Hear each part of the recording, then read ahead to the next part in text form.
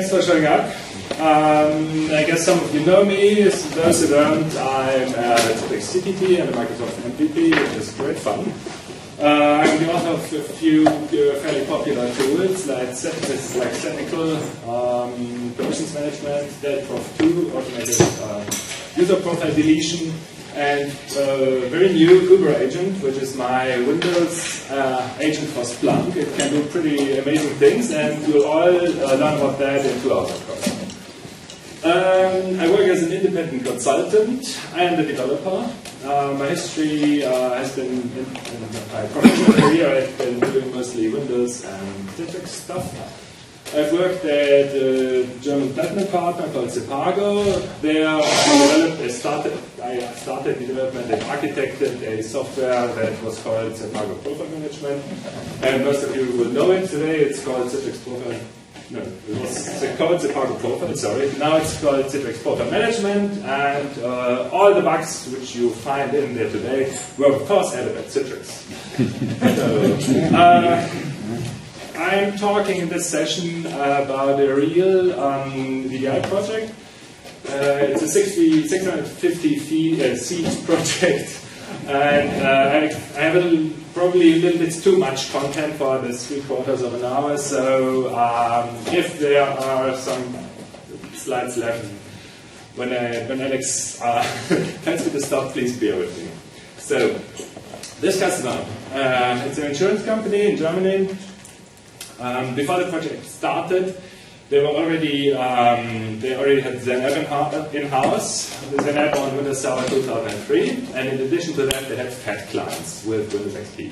So basic standard stuff, many of you know environments like that. So of course, that customer needed to, and finally decided to upgrade his environment to all the latest and greatest, ZenApp 6.5 on Server 2008 R2. And his clients at the same time to Windows 7. Now, in all this, if you have something clever to add or to ask, you'll get a T-shirt. The audience will be. I'll ask the audience if the question was actually clever enough. So the audience will be the judge. And I've got 2 T-shirts here. And when those are gone, you can of course go to my T-shirt store. I'm planning to make a fortune on those, of course.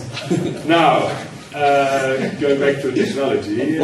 What is core? What is core of money? The core of my business is core of business. It's a very similar model as Splunk.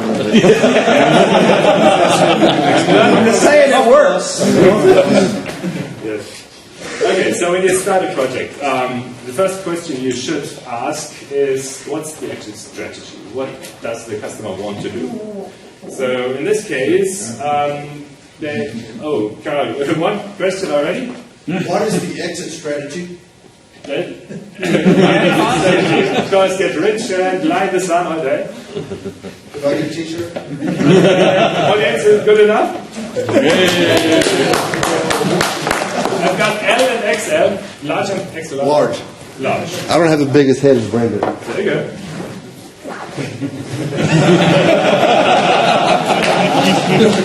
So there's extra large left.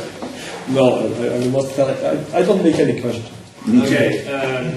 What's the strategic platform in this case? For this customer, it was pretty clear. Even when they started, the strategic platform was Terminal Server. They already had roughly 70% of the users on Terminal Server, and they wanted to increase that number. So, why would you do VDI in that case? If you move as many as you can to Terminal Server? Well, the customer had already used the centralization strategy for many years, and he liked that. He wanted to increase that. So he wanted to get rid of the decentralized machines, wanted to get everything as much as possible into the data center.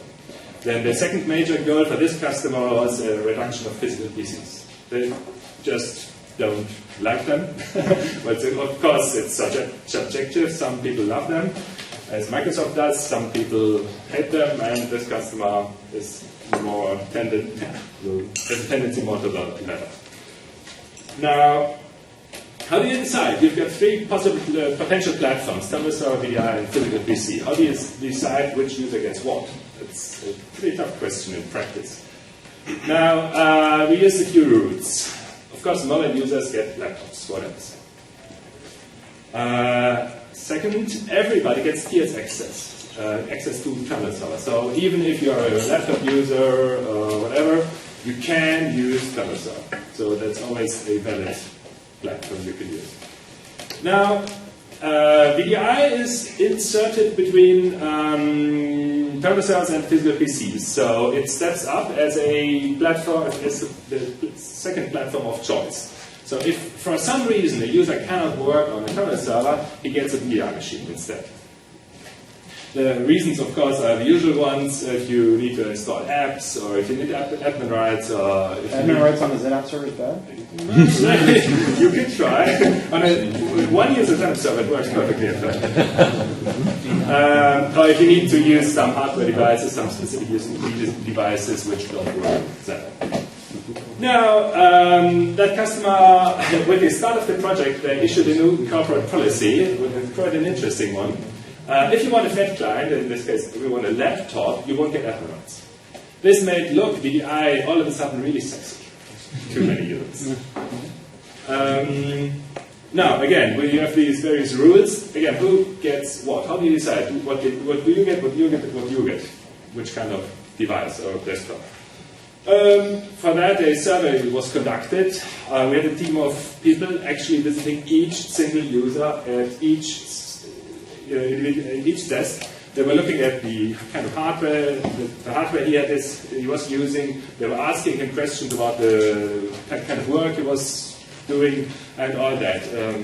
There's about 3,500 individual sheets of paper were by some poor soul entered in a database, and then some queries were created, and a lot of manual shuffling and rumbling and whatever. And after that, we had a list of people who were allowed through the fat client. We had a list of people who, for some reason, couldn't work on terminal server, and so basically that made up what device each one was going to go. So pretty time and labor intensive process, but I don't see any way to speed that up really a lot. Now, okay, now we knew roughly what kinds of user numbers we were going to have in the new environment. What would be the design of the thing? First thing, we asked ourselves, who will operate the system? Well, the answer is quite obvious, in at least if you ask me or Sean, I guess, and a few other guys. To me, if a customer already has terminal server, pool VDI makes no sense at all. And I won't discuss this any further. Next question. There was what kind of Windows 7 do we install? 32-bit or 64-bit? There was a post on the Citrix blog, so probably 1 or 2 months ago, and the author actually recommended to use 32-bit. I couldn't believe it. Why would you use 32-bit? It's 2013, and you use the architecture from 20 years back. It's absolutely stupid. There are several very good reasons for using 64-bit. One of those is you want to use one platform, one image for all your devices. So as everybody has physical PCs in its organization, and as everybody is not wasting resources and thus installing 64-bit Windows on those physical PCs, it makes no sense at all to use a different Windows on the virtual PCs. The second thing is, as we all know, with 32-bit Windows you can only use roughly 3-point-something gigabytes of RAM. It's not 4, it's less than 4. It's typically something around in the area of 3-point-something. The better the hardware, the less you get. On a brand new Sony laptop I bought only before Christmas, I only accidentally installed the wrong version of Windows 8, and I looked at Task Manager, well, I only have 2.5 gigs of RAM. The machine had 12 gigs fitted physically. And I, oh shit, I used install 32-bit. Okay, clean, wipe the hard disk, start from scratch. So, all this applies to VDI machines, to virtual machines too, of course. So even if a typical user does not need more than 2 or say 3 gigabytes of RAM, you do have users that need more. And you don't want to make 2 different kinds of installs or configurations. And another thing, you want flexibility. If you give a user, let's say, 4 gigs of RAM, and the user, you find out that the user is using really RAM-heavy applications, and he's at 100% of RAM usage all the time, you want to give him more. That's one of the great plus points of VDI, that you can dynamically scale your hardware, assign different kinds of hardware, more or less CPU cores, or more or less RAM. And if you use 32-bit Windows, you block that opportunity completely. So you don't want to do that. So of course we use 60 for it. Now, next big question many people like to disagree about is the type of storage you put your local your VMs on. Now, shared storage certainly has a nice advantage of providing you with vMotion or similar capabilities. In this case, the customer said, too expensive. So that was the simple answer to using shared or local storage. So we use local storage, meaning disks built into the servers where the hypervisor actually runs. So, yeah, no question. Shared storage will be way too expensive for most setups, and it might not even be fast enough. The Xans are way overrated, probably. Now, we know roughly what we're going to use: individual servers with local hard disks. As everybody knows, and Jim will be more than happy to explain it. You need to make sure that you get enough horsepower out of those disks. Meaning, you need to have a nice IOPS rate. The IOPS rate defines to a large part the user experience. How long it takes when the user clicks on some button, starts an application, whatever, until something happens. The user ideally does not want to wait, not even a few milliseconds. The user wants things to be snappy and to happen fast, quickly. That's why SSDs are such a big success. If you've had a laptop with an SSD before, or a physical PC, it doesn't matter, you're never going to go back. Now, where do we get those IOPS from? One thing, use as many spindles as you can. With traditional disks, if you have 10 disks, they're basically twice as fast than the 5 disks. There's nothing new, of course. Use disks that spin as quickly as possible. So in our case, the quickest we could buy was 15K disks.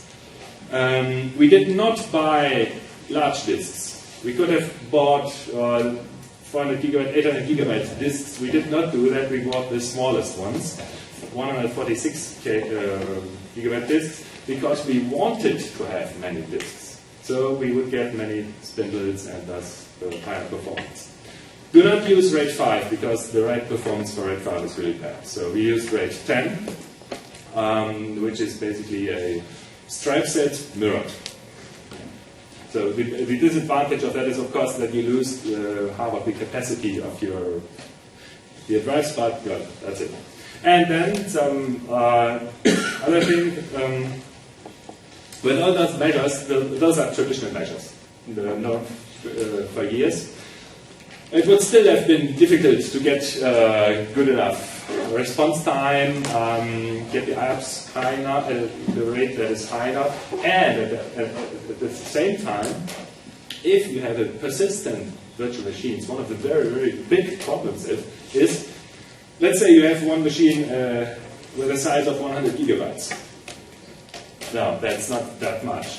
If you have 30 users on one machine, one hypervisor, each with 100 gigabyte VM, you already have 3 terabytes in size of storage. That's a lot. And that's going to be expensive, although it is local. And you're going to have problems finding servers where you can put in enough disks. So deduplication is extremely important. you need it. And one product that, well, my esteemed colleague Jim is representing, and also Andrew. He's with his wife and child, I think. So he's at this conference. Oh, okay. In this room right now. So, yes. Oh, yeah. Where's the slate? Was it just not listening? That's okay. One product that really helps a lot in this use case is Atlantis Elio. It does deduplication on the disk before the data actually reaches the disk, which has two advantages. It collates many smaller IOs to fewer larger IOs, so the disks don't have as much to do, and it really effectively reduces the amount of data stored on the disk.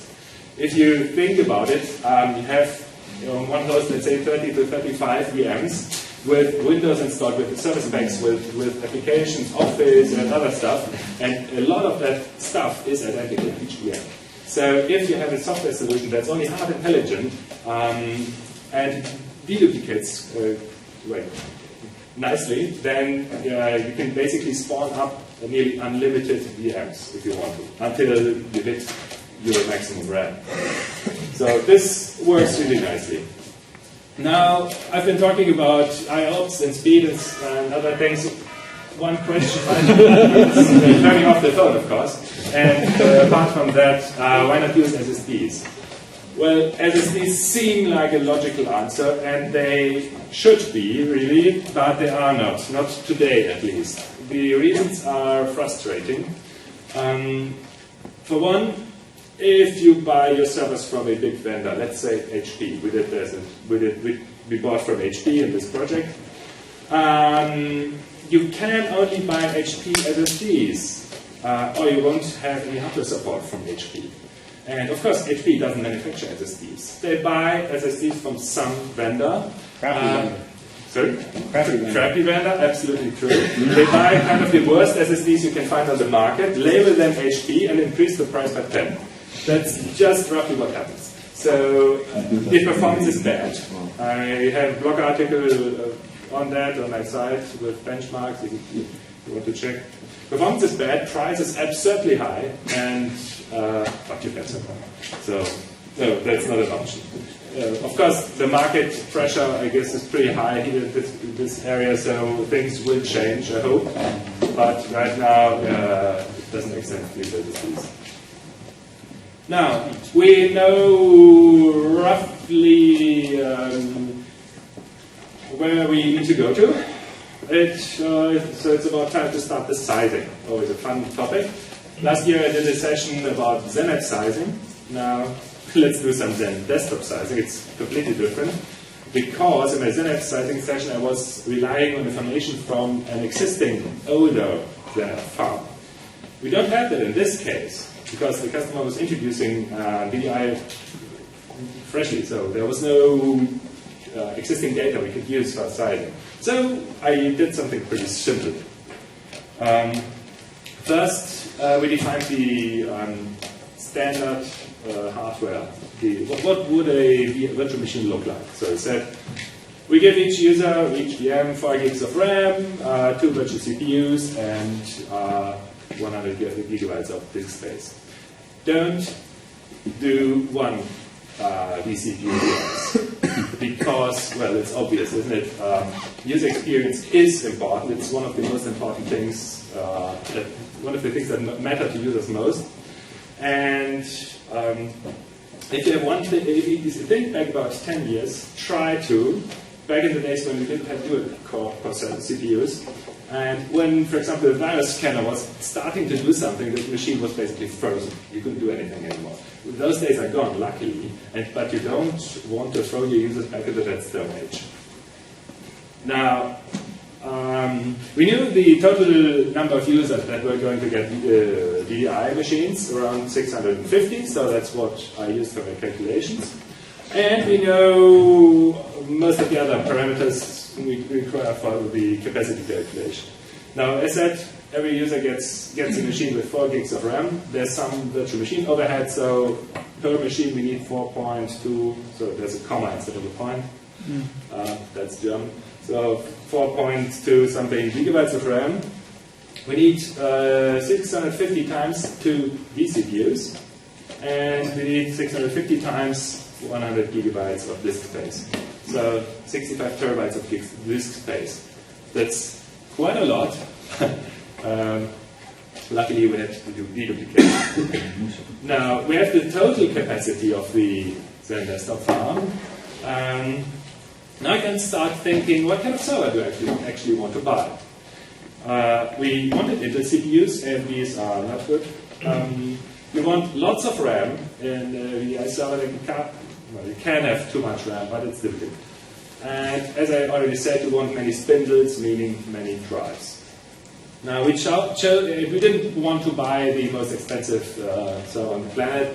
As I mentioned before, the customer was quite price conscious, so he wanted a kind of standard model that's available at a very good price and stuff it with as much RAM and disk as possible. We chose HP's DL380. Many of you have been working with that model, probably. It's, I guess, one of the most common server models out there. What may not be known to all with the extensions available, and if you buy those extensions, you can add up to 25 drives into the server. That's quite a lot. And it has 24 RAM banks, which is also quite sufficient. Now, which CPU model to choose? Now, of course, many different Intel CPUs at very different price points. Again, a little bit similar to the hard drive spindles, you want as many CPU cores as you can get. So we chose a CPU with 8 cores. That's currently the highest number you can get. And from those 8 core models, we chose not the cheapest, not the least, not the most expensive, but something in between. So we ended up with the Xeon E5 2670. Now, choosing RAM, that is not so easy. You need to follow HP's recommendation quite closely, and unfortunately not very clear. There's a parallel kind of white paper, not white paper, server choosing paper. It's about 150 pages or something, and you need to study it really thoroughly, or you need to ask someone who knows about these things. We have in that server 2 CPUs. Each CPU has 4 channels. And each channel gives you 3 DIMM slots. That's 24 DIMM slots in total. Now, for optimal throughput, you want to have each channel configured identically. Now, with this in mind, there are not too many options, too many different RAM sizes you can actually get to. Depending whether you use 8, 16, or 24 DIMMs, you end up with 128 gig, 256 gig, or 384 gig. 384 would have been too much, 128 not enough, so we chose the middle option of 56 gigs of RAM, which is quite a decent size for this purpose. By the way, I still have one T-shirt left. Am I talking too fast? Or? Oh, I can ask something. Yes. But a T-shirt, somebody who is XL, it's too big for me. Okay. Stand up. Stand ups. It's okay. Okay. We are at the question. You said on one slide that Intel is too slow or too fast. Yeah. But the question actually, the latest design from AMD is actually bad because it's only multi-threaded. When you have multi-threaded environment, it works. And Intel is actually better when you have single-thread application. That means actually for this use case, I have almost benchmarks in head, but I cannot tell you on this benchmark on this side. Actually, it should be that AMD must be actually preferred for it. Well, AMD has more cores, but the performance per core is worse. Yes. So yes, it can. That's an interesting question. But more cores, I said that more cores is better, but still the performance of as I said, if you can split your application on these cores, you will get more out of it, as on Intel, because On Intel is this, when one core cannot take all the power which it has, and you split it out, you will get actually less than on the same price. You mean turbo boost? So if only one core actually does anything, all the other cores are powered down, and only that core gets all the power. It's Actually, the most website vendors actually do it like this. If they have workers which have peaks, they normally use Intel, and if they have like spread, how to say, they use normally AMD. okay. And they mix it actually. For example, Facebook mixed it a lot. Okay. To get the most. Some guys who wanted to comment. Did you take a look at the user workload while developing this environment? No, because that sizing is truly on paper. Okay. So in some cases, it's much better to follow Sasha's opinion to get more CPUs with lower takt rates, while applications are using more CPUs at a lower takt rate, and then you can combine this sometimes much better with the amount of costs, something like this. Okay, Sean? So I can comment on that. Prior to the Nehalem architecture, AMD was doing a much better job in VDI workloads. Post Nehalem, Intel is kicking AMD's ass for VDI workloads. So I've been doing all implementation of VDI in Intel the last 2-3 years. Yeah, that's what's changed very much. Mostly what I've been hearing too. So that's why we ruled out AMD from the start. Sasha, you look like you could wear this. So Okay, I tried. Is it not good enough? I give it to Sean Passive. Wait, I'm extra large? Okay, another comment, please, quickly. I have another question on the storage design. Did you use in your sizing any extra percents for I/O storms like booting or updating many VMs at a time? If he sized it so with reserves in mind. Yes. Well, we didn't do this, what many other guys do. Say one user needs 20 IOPS, and I got so many users in a box, so I got, let's say, 800 IOPS that I need a box. We didn't do that. We just... cool. We just... it's not too big, much too big. But we just said we want a cleverly designed platform so that makes sense on a price to performance scale. And we ended up with the server I'm describing right now. And we always knew if we didn't have enough servers, we could just buy more. So that's actually the easiest answer to problems like these. If you have inexpensive server, one of those servers with 16 disks and 256 gigabytes of RAM costs around 10,000 euros.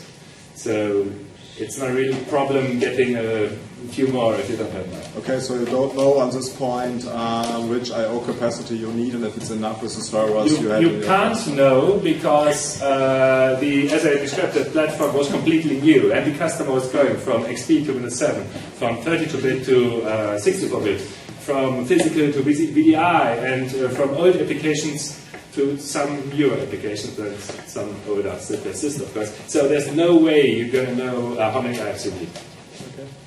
Please, last comment really quickly, please. You can do that. I was just going to suggest, you can do measurements on the existing physical PCs, but because you're changing OS, that's also going to change it slightly within the OS and apps and so much. You're also removing the optical limit of the spindle as well, so... Now, I need to continue, so. Okay, choosing the hard drives, yes, I already talked a little bit about that. We need 2 terabyte total capacity per server, that's what we calculated. Usually rate 10 mostly. The net capacity we thought we'd need would be roughly 1 terabyte, due to the deduplication, of course. With 146 gigabyte spindles, we end up with 16 spindles of 16 individual disks we need to put in each server, and that's luckily that's easily possible with that HP DL380. We ended up exactly with 16 because the initial sizing was done for the G7, the generation of that server model, and it had room only for 16 disks. So I said, okay, we use all of those bays and see where we get with that. Then, while the project was running, the G8 became available, and I saw, okay, that's nice, you can put in more disks, 7 more, but, no, not 7, 9 more, but we chose not to change the design. Okay. Now, we know what total capacity we need, we know what each individual server looks like, so one question remains, how many servers do we need to buy? You can look at it from several angles. If you look at the RAM, you know how much RAM you need per, let's say you don't know yet, but you can calculate how much RAM you need per server. First, we have got some overhead for the hypervisor, VMware in this, ESXi in this case. That's roughly 12 gigabytes in this scenario. And then Ilio can only work its deduplication magic if it has quite a bit of RAM available. Atlantis has an admin guide where they have a formula where you can calculate how much RAM you should assign to the Ilio VM.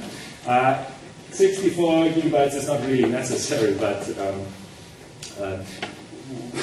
during our tests, the number that you get from that formula is something in the area of 24 gigabytes. But just a second. But for test purposes, I assigned 64 gigabyte to a VM, and we performed tests on that. And then I said to the customer, okay, the test went well, now I'm going to scale it back down to what is really needed. And the customer said, no, we have enough RAM. No, we can always buy additional servers. Don't change anything. So we ended up with giving each Ilio VM 64 gigabytes of RAM, which is quite a lot, but of course it won't make matters worse, rather to the contrary. You said you're using the ESXi model. Isn't there a limit for 32 gigabyte of RAM? No, ESXi is the only hypervisor that's supported anymore. ESX is gone. So ESXi is the current hypervisor, and if it's managed by vCenter, if you have assigned the right license, you don't have any. Meaning the amount of RAM you can use depends on the license you have. There's a bug in 5. So it's not the free version? No, not the free version. We use vCenter to manage it, and I can only highly recommend you to use a good management tool. vCenter is pretty good. Don't use an unmanaged hypervisor, it's crap. You have no insight as into what is happening, it's not going to work. Okay, now, sorry. Based on RAM, we would have needed 16 servers. Now, let's look at the CPU. If you do a project like this, if you do VDI, you're probably going to overcommit your CPU resources. I say probably not because it's good to overcommit, it's not, but from a price standpoint. As I said, this CPU has 8 physical cores with hyper-threading. Taking that into account, you have 16. And with 2 CPUs, that's 32 per server. Now, if I don't overcommit, sorry, I was stupid with mentioning hyper-threading. No, we have 16 physical cores per server. If I don't overcommit and want to assign 2 vCPUs per VM, I can only have 8 VMs per server. That's not enough. That's going to be too expensive. So in many cases, you realistically have to overcommit. So we started our calculations with an overcommit ratio of 5 to 1. And we said let's see how this is going to work out. So with 30 VMs per server, which we plan to run, we got a total number of 22 servers. That's what we bought in the end. Now, another interesting topic. completely different one. That's deployment. Now you have persistent VDI. How are you going to install the operating system? How are you going to catch and manage those instances of Windows? There are quite a few options you have. Starting with traditional software deployment, going to or there's provisioning, there's layering, there's application virtualization, and you can use nearly any combination of the above. Well, what I said before. So what did we use? As before, this customer has Windows 7 clients on 2 different platforms, physical and virtual. Now, for physically, of course, that the customer has a electronic software distribution and PC management product. In this project, they changed from NetInstall to Matrix 42 Ampere, which you don't want to use, by the way, but they had something. So it makes no sense at all in my it makes no sense at all to use something different for VDI. Why? You don't use a different management topic because it's VDI. You want to have one set of policies, you want to have one set of software packages and tools and consoles for your whole set of Windows 7 machines. Whether they are virtual or physical doesn't really matter. So there's a debate going on. Some guys think that because it's virtual, it needs to be managed differently.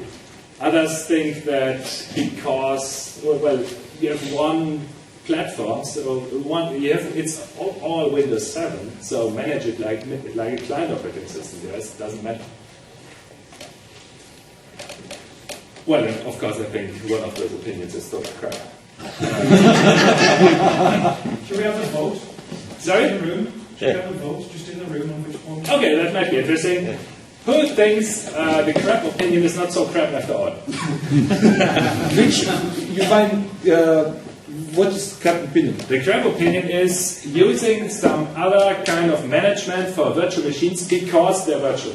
You have to answer the question somewhat. Yes. There wouldn't be any fun in it. So what you're asking is, please put your hand up if you have chosen the crap option. Yes. So who uses VDI? Please. Who uses VDI? Not many. Okay. So most of you came here to learn and to learn what to avoid and maybe to learn to avoid VDI at all. Now, for those that do VDI, how many do persistent VDI? Sean? And? It looks like most of you said they do VDI and do persistent. Okay. So, what kind of management tool do you use? The traditional PC management tool? We treated them exactly the same. Sorry? We treated them exactly the same. Yes, so about half of them, well, at least 3/4 use the same tool. Okay. So it seems I'm with the majority, and the majority is always right, isn't it? Okay. Except when it's wrong. Yeah, but that doesn't matter. So minority rules. Now, with all these nice tools and software consoles and everything you get from all these vendors, there's still one important thing missing. How do you create a new VM? For a new VM, you need a computer account in ID, you need to create, obviously, the virtual machine in vCenter, you need to create an object in Desktop that puts all that together, you need to assign a user to it. That's quite a bit of work. And with a new VM that you create, you might assign a few specific properties which you want to have for each VM. So you need a script for that. There's no solution on the market that does it just like that. So I developed a PowerShell script that more or less does all of the above.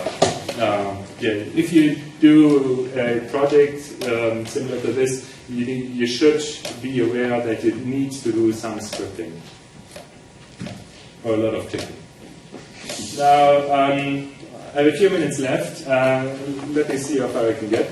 I've got 5 minutes and 21 slides. That's the shout come up here, please. You're doing better than Synergy at 90 seconds and 17 slides. Yes.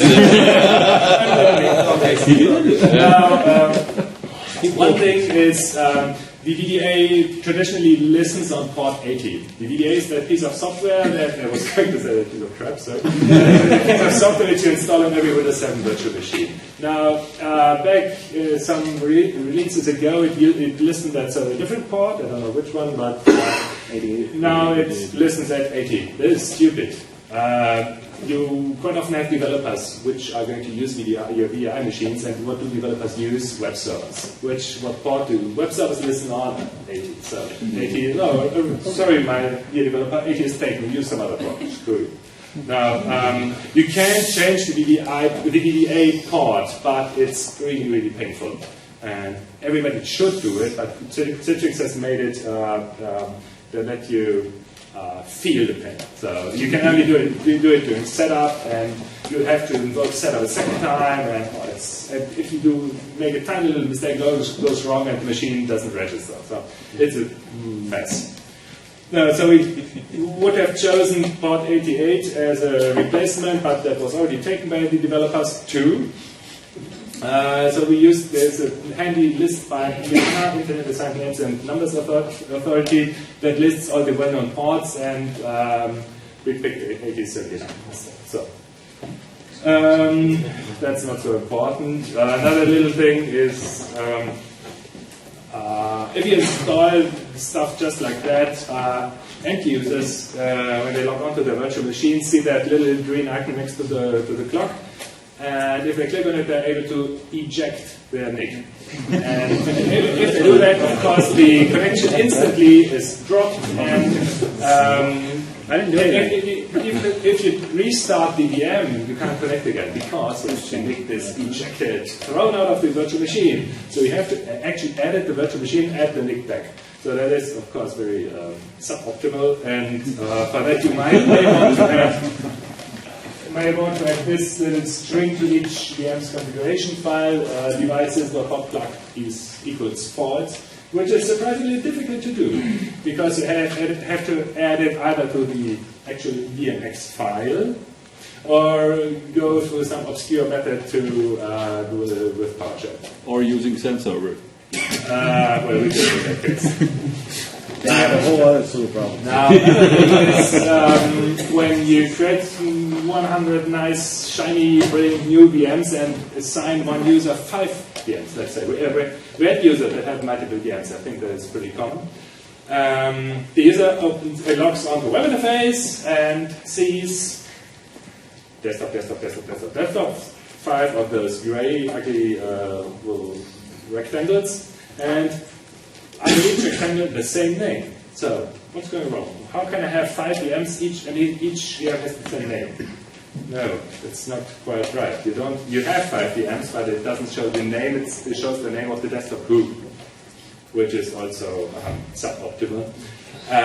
You want web interface to display the name of the VM, so the user can at least distinguish which is which.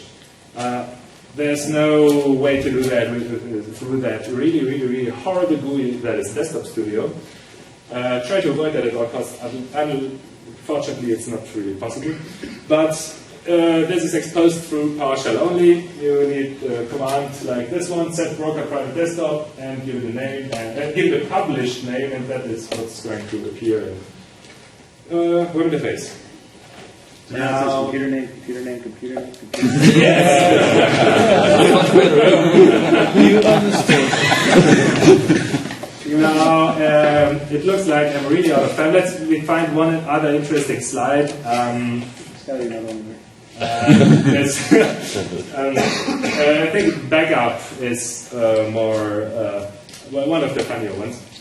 So, many people ask me when I tell them about this project, okay, what did you do for backup of VDMs or for disaster recovery and stuff like that? Sorry, backup? What for?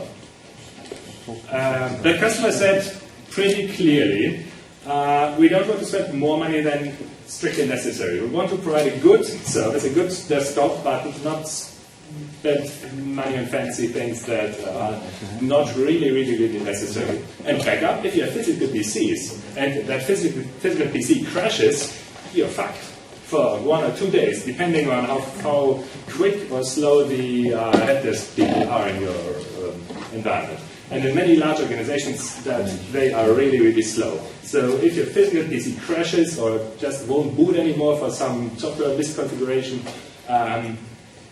well, that's it. You can go home for 2 days.